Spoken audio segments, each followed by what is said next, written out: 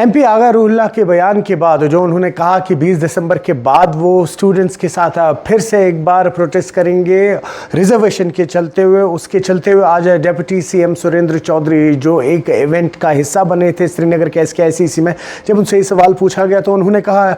सईद आगा रूहुल्लाह एक ऐसे एमपी हैं जिन्हें इस तरीके के बयान नहीं देने चाहिए। किसी भी तरीक़ा का कोई भी इशू है, कोई भी मामला है, आने वाले वक्त में जब पार्लियामेंट का सेशन शुरू होगा वहाँ पर ये मुद्दे उठाए जा सकते हैं, भले ही फिर वो बिजली के टैरिफ का मामला हो, हाइक का मामला हो या स्टूडेंट से जुड़े हुए रिजर्वेशन का मामला हो। और वही उन्होंने कहा कहीं ना कहीं एमपी आगा रूहुल्लाह को न्यूज़ बटोरने के लिए, हाईलाइट्स में रहने के लिए या हेडलाइंस में रहने के लिए इस तरीके के बयान नहीं देने चाहिए। एक जिम्मेदार एमपी है, उन्हें अपना डेकोरम मेंटेन करना चाहिए और समझना चाहिए कि पार्टी ने उन्हें एक जिम्मेदारी दी है,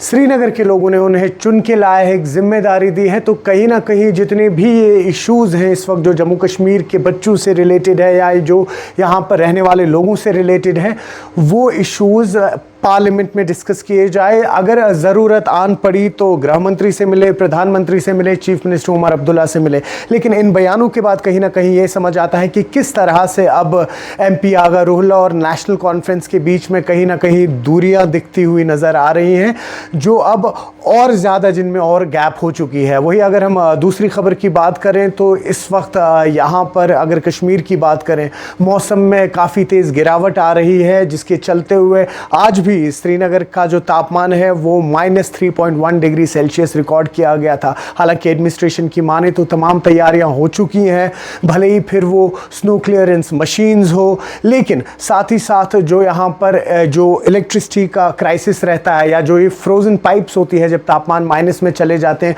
उसको लेके जल शक्ति विभाग जो है वो किस तरीके से तैयारी कर रहा है। एक आश्वासन दिया गया है डिविजनल कमिश्नर कश्मीर अंशुल गर्ग की जानिब से, जहाँ पे उन्होंने क्लियरली कहा है कि कोई भी इशू जो यूजुअली हम विंटर्स में फेस करते हैं, कोशिश यही रहेगी कि उन इशू से इस बार निजात मिले, भले ही फिर वो गली कूचों के अंदर स्नो क्लियरेंस के हो, इलेक्ट्रिसिटी क्राइसिस के हो या वाटर क्राइसिस के हो। वही अगर हम तीसरी खबर की बात करें तो आज श्रीनगर के एसकेआईसीसी में डिपार्टमेंट ऑफ हैंडलूम और हैंडीक्राफ्ट की जानिब से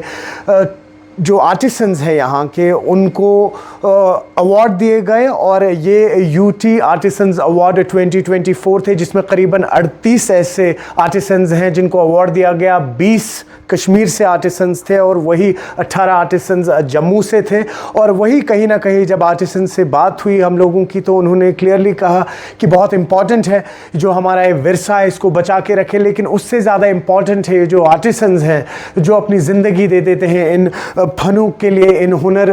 जो ये आर्ट होते हैं इनके लिए, उनको कहीं ना कहीं अप्रिसिएशन मिलनी चाहिए। आप जुड़े रहिए न्यूज़ 18 JKLH डिजिटल के साथ।